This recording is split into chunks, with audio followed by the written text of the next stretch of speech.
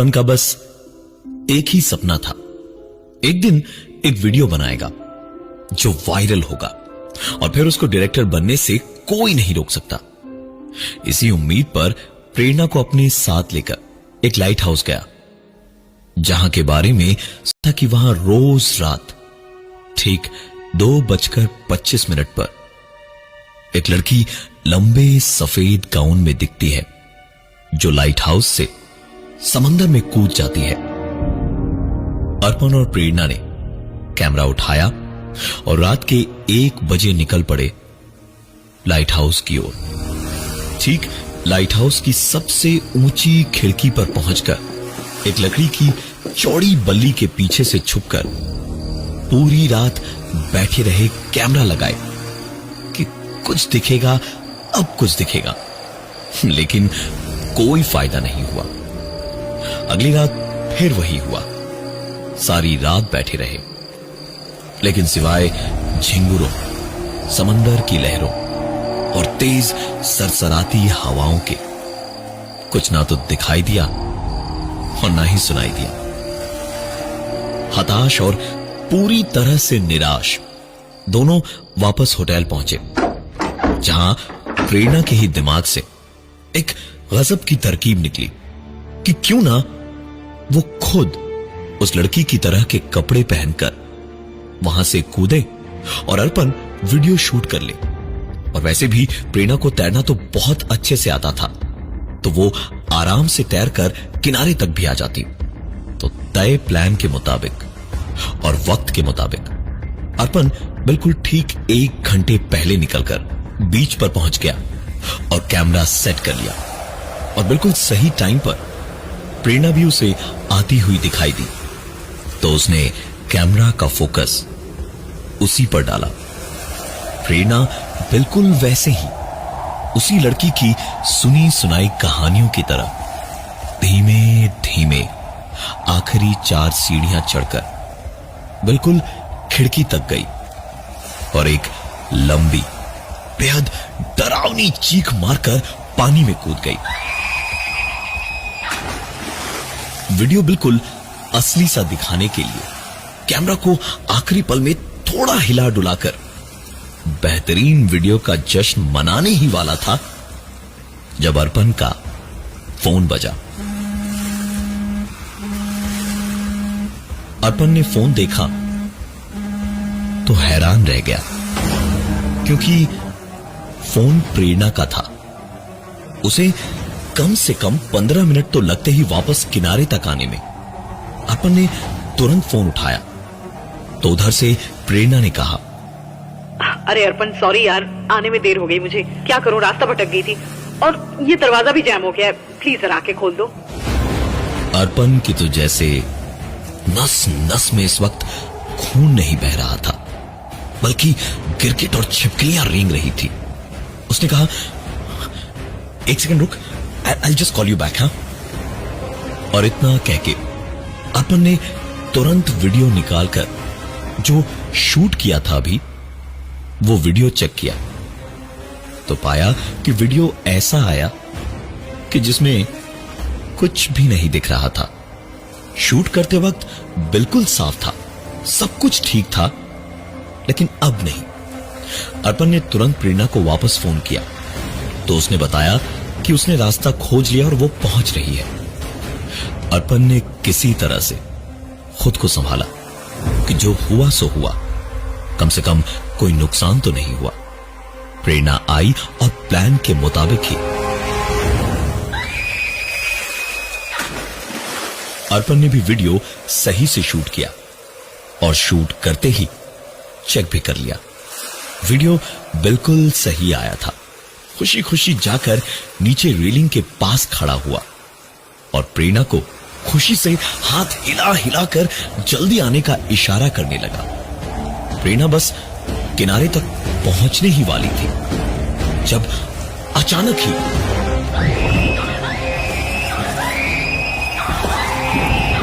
तकरीबन किनारे तक पहुंच चुकी प्रेरणा को किसी ने वापस समंदर में घसीट लिया और 5 ही मिनट में प्रेरणा की लाश समंदर में सफेद गाउन में तैरती हुई दिखने लगी। अर्पण के लिए इस वक्त कुछ भी समझ पाना बेहद मुश्किल था। अर्पण ने अपनी आंखों से जो जो देख लिया था, उसके चक्कर में अब कम से कम वो वहां तो रुकने वाला था नहीं। तुरंत वहां से अर्पण भागा और सीधा अपने होटल पहुंचा। अपने कमरे के दरवाजे को बंद करके चुपचाप पलंग के ऊपर चढ़कर बैठ गया और बुरी तरह से हाँफता रहा। कैसे हो गया ये सब? काफी देर के बाद में कहीं जाकर अर्पण की सांस में सांस आई। वो चुपचाप बैठा ही हुआ था जब उसकी जागती हुई ये बेहोशी होटल रूम की डोरबेल की आवाज से टूटी और वो उठकर दरवाजे तक गया और कहीं पुलिस ना हो ये देखने को जब अर्पण ने आई होल से झांका तो बाहर का नजारा देखकर उसकी सांस में सांस आई, क्योंकि प्रेरणा जिंदा थी और बाहर खड़ी थी। अर्पण ने दरवाजा खोलते ही कहा, तुम्हारी यार मजाक करने की आदत नहीं। अर्पण अपनी बात पूरी भी नहीं कर पाया, क्योंकि दरवाजा खोलते ही उसने देखा बाहर कोई नहीं था। अर्पण ने फिर भी 2 कदम बढ़ाकर दाएं बाएं दोनों ओर देखा, लेकिन सचमुच प्रेरणा कहीं नहीं थी। एक बार फिर पुलिस केस, भूत प्रेत और पता नहीं कितने हजार ख्यालों से अर्पण का हाल खराब हो चुका था। अब अर्पण को यहां से सीधा भागना था। वो बाथरूम गया और मुंह धोना शुरू ही किया था कि बाहर से उसे आती एक आवाज सुनाई दी। अर्पण जैसे अच्छी तरह जानता था कि क्या हो रहा था। उसने बाहर झांक कर देखा तो बाहर का नजारा देखकर अर्पण इतना घबरा गया कि उसे महसूस हुआ जैसे उसके गले में किसी ने सांस की नली को हथेली से दबोचकर उसकी सांसें रोक दी हो। अर्पण के सामने कमरे के दरवाजे से उसके पलंग तक मिट्टी, रेत और पानी से बने पैरों के निशान थे और उसके पलंग पर वही ड्रेस पड़ी थी जो पहनकर प्रेरणा समंदर में कूदी थी। अगले 1 महीने तक अर्पण को रोज यही सपना आता जो उसकी नींद ठीक रात के 2:25 पे तोड़ देती।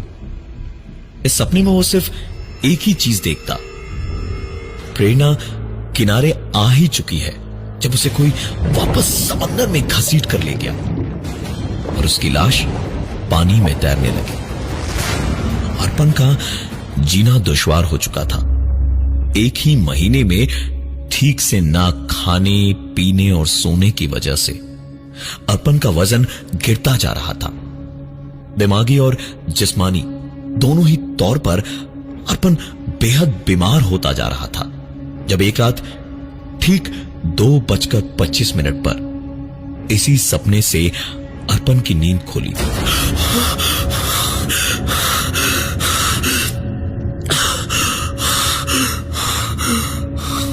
तो रोता हुआ अर्पण हाथ जोड़कर बोला,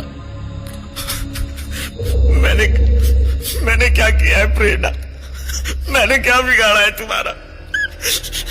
ये तो तुम्हारा ही आइडिया था कूदने का। मैं तो तुम्हें नुकसान नहीं पहुंचाना चाहता था। तुम मेरे साथ ऐसा क्यों कर रही हो? मेरे साथ ऐसा क्यों कर रही हो? क्यों आती हो मेरे सपने में हर रात? क्यों मुझे परेशान कर रही हो?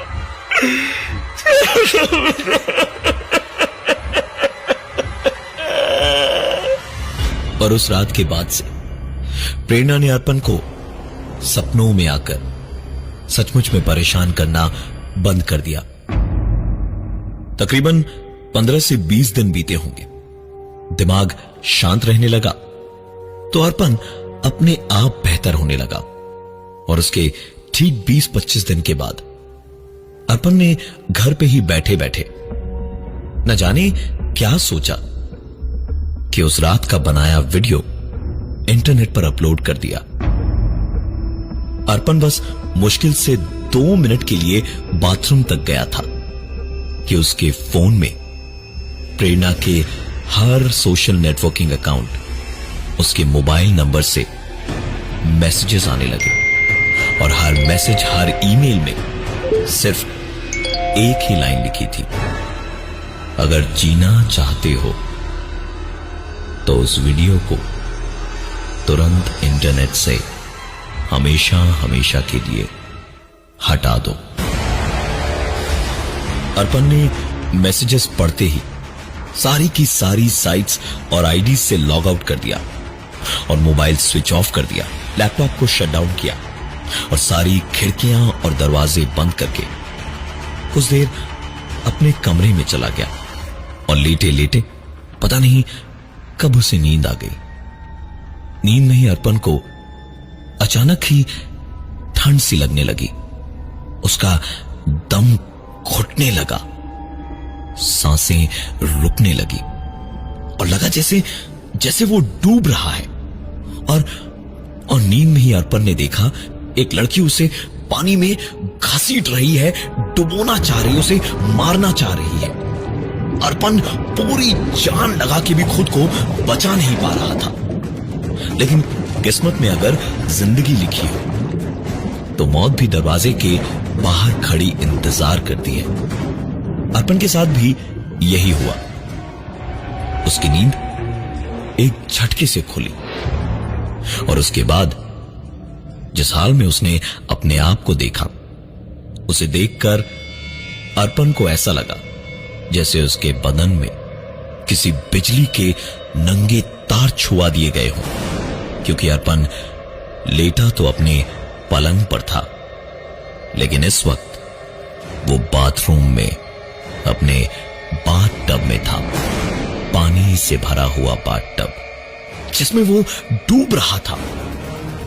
और उसने अपने कपड़े नहीं बल्कि वही ड्रेस पहन रखी थी जिसे पहनकर प्रेरणा की मौत हुई थी। पूरे बदन पर समंदर की रेत और मिट्टी लगी हुई थी। अर्पण इस वक्त हिल भी नहीं पा रहा था, सिर्फ हांफे जा रहा था।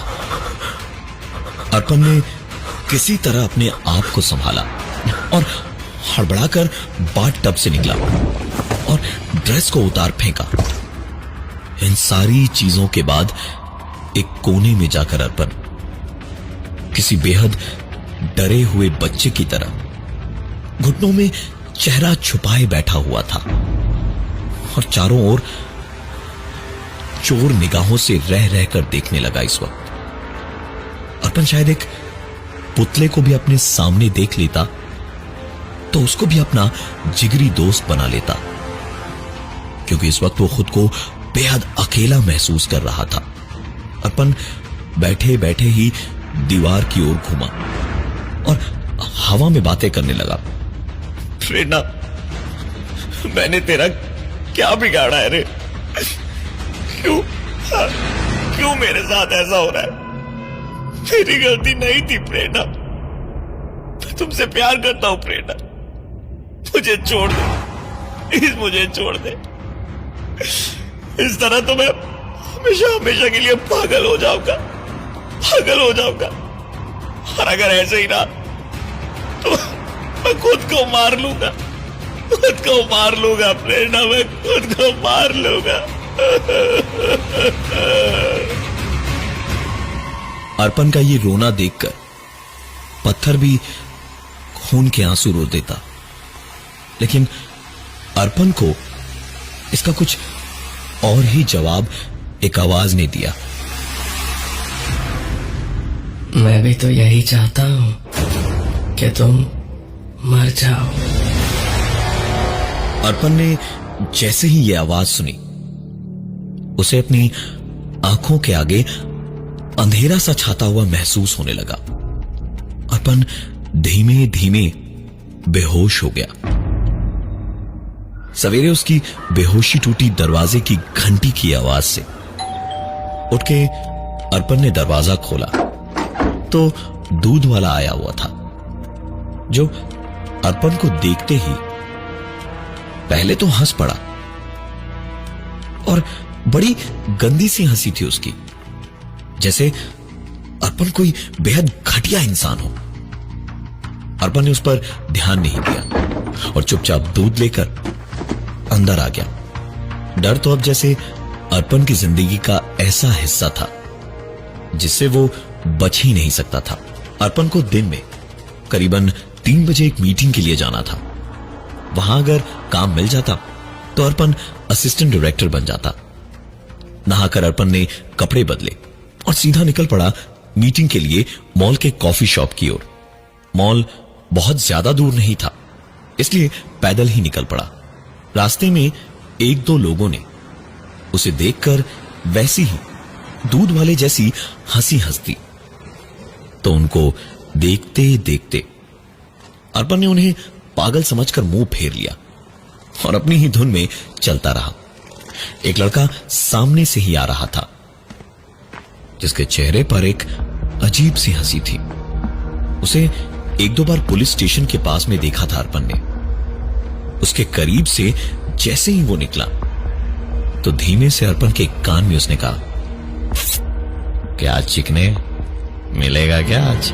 अर्पण को समझ नहीं आया कि ये हुआ क्या, तब तक जब तक वो अचानक मॉल तक नहीं पहुंचा और मॉल की सिक्योरिटी ने उसे अंदर जाने से रोकना शुरू किया। अर्पण उन पर बिगड़ने लगा और झड़प शुरू हो गई तो धक्का मुक्की में ही अर्पण ने अपनी सूरत शीशे में देखी। अर्पण ने जब खुद को देखा तो उसे खुद से घिन आने लगी।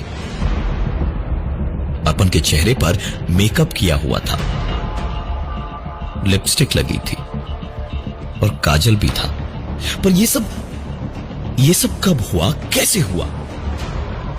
अर्पण का डर अब धीरे धीरे उसकी बेइज्जती में बदल रहा था। अर्पण वापस दौड़ा अपने घर की ओर। पूरे रास्ते कहीं बच्चों ने मजाक उड़ाया तो कहीं बड़ों ने। अर्पण का दिल खुदकुशी करने का हो रहा था, लेकिन इसके लिए भी जरूरी हिम्मत नहीं थी उसमें। वापस घर जाकर अर्पण घंटों रोता रहा और आखिरकार रात को नशे का सहारा लेकर किसी तरह सो गया। लेकिन एक बार फिर उसका दम घुटने लगा, सांस की नली दबने लगी और आज वो लड़की जो उसे पानी में खींच रही थी, उसकी सूरत थोड़ी साफ दिखने लगी। लेकिन साफ दिखने के बावजूद भी वो शक्ल थोड़ी धुंधली थी। आखिरकार सांस के लिए तड़पते तड़पते अर्पण की आंख खुली। भरे बाथटब में वही ड्रेस पहने हुए, समंदर की रेत और मिट्टी लगाए हुए, उठकर उसने खुद को शीशे में देखा तो चेहरा तो उसका था, लेकिन पूरी सजावट लड़कियों जैसी थी। और घड़ी में ठीक 2:25 हुए थे। अर्पण अगले पूरे दिन घर से नहीं निकला। दूध वाले से उसने दूध बाहर ही रखवा दिया और उसके जाने के बाद उठाया। रात के वक्त सोने गया तो बाथरूम के दरवाजे को ताला लगाकर सोने गया। लेकिन कुछ ही देर हुई थी सोए हुए कि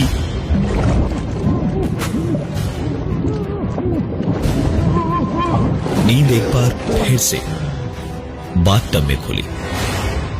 लेकिन एक अजीब बात थी आज। वो चेहरा जिसने उसे पानी में घसीटा था, वो साफ था, पर वो कोई लड़की नहीं थी।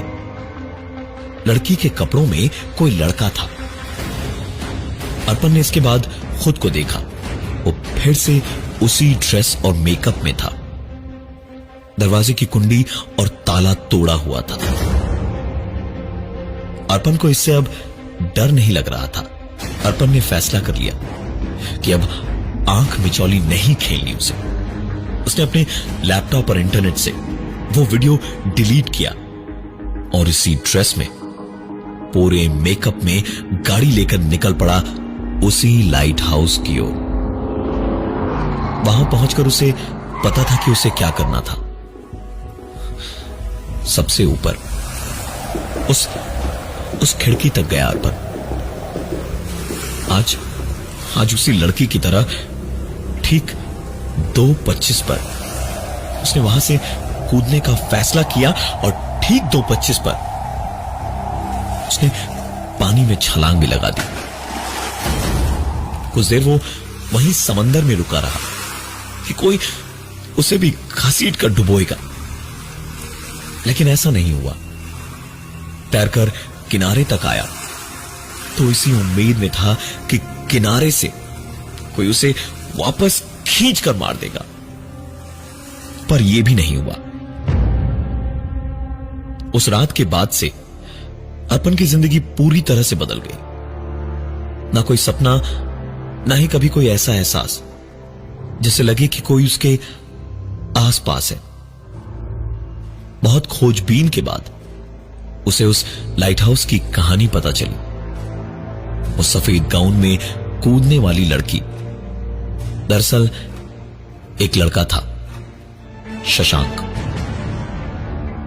लड़का होकर वो लड़की बनना चाहता था, किसी लड़के के साथ अपना घर बसाना चाहता था, लेकिन समाज के रूढ़िवाद ने उसे दी तो सिर्फ बेइज्जती और जिल्लत। उस लाइट हाउस से छलांग लगाकर उसने अपनी जिंदगी खत्म तो की, पर एक औरत के रूप में। शशांक ने अर्पण को जीने दिया, क्योंकि अर्पण ने कुछ दिनों के लिए ही सही, पर शशांक के दर्द को झेला, उस जिल्लत को झेला जो जमाने भर से शशांक को मिली थी। वो भी इसलिए क्योंकि वो लड़का था और बनना लड़की चाहता था। वक्त रहते अर्पण को भी अपनी गलती का एहसास हो चुका था और उसने वो वीडियो डिलीट कर दिया था। लेकिन अर्पण आज भी रात को बाथरूम को ताला लगा के ही सोता है।